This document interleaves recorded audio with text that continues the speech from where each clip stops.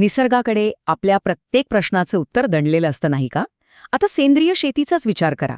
पिढ्यानपिढ्या चालत आलेलं एक अत्यंत चमत्कारिक आणि नैसर्गिक तंत्र आपल्याकडे आहे, ज्याला आपण दशपर्णी अर्क म्हणतो.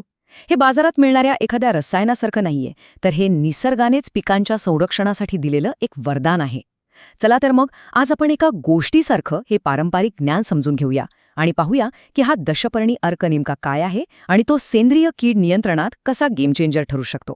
सेंद्रिय शेतीमध्ये वापरले जाणारे उत्तम प्रतीचे कीटकनाशक. बघा, या अर्काची ही अगदी थेट आणि सार्थ व्याख्या केली जाते. रासायनिक कीटकनाशकांचा अतिवापर केल्यामुळे जमिनीचा पोत कसा खराब होतो आणि त्याचे पिकांवर काय दुष्परिणाम होतात हे आज आपल्या सर्वांनाच माहिती आहे. अशावेळी दशपर्णी अर्क हा एक अत्यंत प्रभावी आणि 100% सुरक्षित पर्याय म्हणून समोर येतो. हे फक्त काही पानांचं साधं मिश्रण नाहीये, तर पिकांना नैसर्गिकरित्या सुरक्षित ठेवणारी एक भक्कम ढाल आहे. आता तुम्हाला प्रश्न पडला असेल की यात अशी काय जादू आहे? तर ती जादू या एका आकड्यात दडलीये, तो म्हणजे 10. दशपर्णी या नावातच दश म्हणजे 10 आणि पर्णी म्हणजे पानं असा अर्थ आहे. म्हणजेच हा अर्क तयार करण्यासाठी अचूक 10 प्रकारच्या वनस्पतींची पानं वापरली जातात आणि हा काही कुठलाही रँडम आकडा नाहीये. या 10 विशिष्ट वनस्पती एकत्र आल्यावरच तो प्रभावी अर्क तयार होतो. निसर्गाचं हे एक अगदी अचूक गणित आहे. आता आपण पुढे बघूया की ही 10 पानं नेमकी कोणती आहेत. या द्रावणाचा बेस अतिशय भक्कम आहे. या मिश्रणातला सर्वात मोठा वाटा असतो तो कडुलिंबाच्या पानांचा, तब्बल 5 किलो. आपल्याला माहितीच आहे की नैसर्गिक कीटकनाशक म्हणून कडुलिंब जगभरात किती प्रसिद्ध आहे. त्यानंतर दुसरा मोठा घटक म्हणजे 3 किलो सीताफळाची पानं. ही 2 पानं या अर्काचा मुख्य पाया तयार करतात आणि उरलेली जी 8 प्रकारची पानं आहेत ती प्रत्येकी 2 किलो या समान प्रमाणात घ्यायची असतात. हे प्रमाण अतिशय काटेकोरपणे पाळणं गरजेचं आहे. आता ही उरलेली 8 प्रकारची पानं कोणती? तर यात करंज, निरगुडी, टणटणी, रुई, लाल कन्हेर, पपई, मोगली एरंड आणि गुळवेल यांचा समावेश होतो. प्रत्येकी 2 किलो. या प्रत्येक पानात एक वेगळा औषधी आणि कडवट गुणधर्म असतो. उदाहरणार्थ, काही पानांचा उग्रवास किडींना दूर ठेवतो, तर काहींचा अर्क किडींच्या पचनसंस्थेवर हल्ला करतो.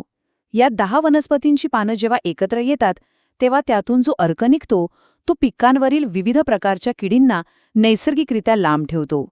थोडक्यात सांगायचं तर हे निसर्गाच्या लॅबमधले एक अत्यंत अचूक रसायनशास्त्रच आहे.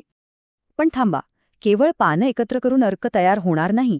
या पानांमधला सगळे औषधी गुणधर्म बाहेर काढण्यासाठी एका जैविक उत्प्रेरकाची म्हणजे एका कॅटलिस्टची गरज असते. त्यासाठी यात 2 किलो गाईचं शेण आणि 5 लिटर गोमूत्र मिसळलं जातं. सेंद्रिय शेतीत शेण आणि गोमूत्र हे किती महत्त्वाचे घटक आहेत हे वेगळं सांगायला नको. हे प्राणीजन्य घटक या पानांच्या मिश्रणासोबत फर्मेंटेशनची प्रक्रिया करतात आणि पानांमधला अर्क पाण्यात पूर्णपणे उतरण्यास मदत करतात. हा या संपूर्ण प्रक्रियेचा आत्मा आहे. आता साहजिकच असा प्रश्न पडतो की हे सगळं मिश्रण भिजवायचं कशात? तर त्याचं उत्तर आहे तब्बल 170 लिटर पाणी. हा आकडाच सांगतो की ही प्रक्रिया किती मोठ्या प्रमाणावर केली जाते. हे काही कुंडीतल्या झाडांसाठी बनवलेलं छोटंसं द्रावण नाहीये. 170 लिटर पाणी, 26 किलो पानं, शेण आणि गोमूत्र हे सगळं एकत्र करून हा अर्क तयार होतो. म्हणजे एकदा हा अर्क तयार केला की तो मोठ्या क्षेत्रासाठी आणि दीर्घकाळासाठी पुरतो. शेतकऱ्यांसाठी हे किती फायदेशीर आणि बजेट फ्रेंडली आहे हे यावरूनच लक्षात येतं. बरं, इतक्या मोठ्या प्रमाणावर आपल्या दशपर्णी अर्क तयार तर झाला, पण तो थेट पिकांवर ओतायचा असतो का? अजिबात नाही. हा अर्क अत्यंत तीव्र आणि हायली कॉन्सन्ट्रेटेड असतो. कोणत्याही कीटकनाशकाचा, मग ते नैसर्गिक का असेना, अतिवापर पिकांसाठी नुकसानकारक ठरू शकतो. त्यामुळे हा अर्क फवारताना योग्य पद्धत आणि अचूक ट्युटोरियल फॉलो करणं अत्यंत गरजेचं आहे. चला तर मग फवारणीचं हे अचूक गणित आता आपण समजून घेऊया. आता आपण फवारणीची स्टेप बाय स्टेप पद्धत पाहूया. तयार झालेला मूळ अर्क अतिशय तीव्र असतो. त्यामुळे फवारणीसाठी सर्वात आधी 10 लिटर स्वच्छ पाणी घ्यायचं. त्यानंतर त्यात फक्त 125 मिली इतकाच दशपर्णी अर्क मिसळायचा. हे प्रमाण लक्षात ठेवा हां. 10 लिटर पाण्याला फक्त 125 मिली अर्क. हे मिश्रण नीट ढवळून घेतलं की ते पिकांवर फवारणी करण्यासाठी पूर्णपणे रेडी होतं.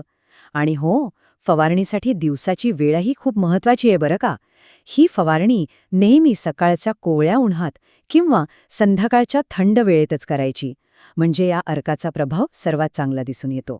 तर मंडळी, आज आपण दशपर्णी अर्क या एका अत्यंत प्रभावी आणि नैसर्गिक कीटकनाशकाबद्दल सविस्तर जाणून घेतलं.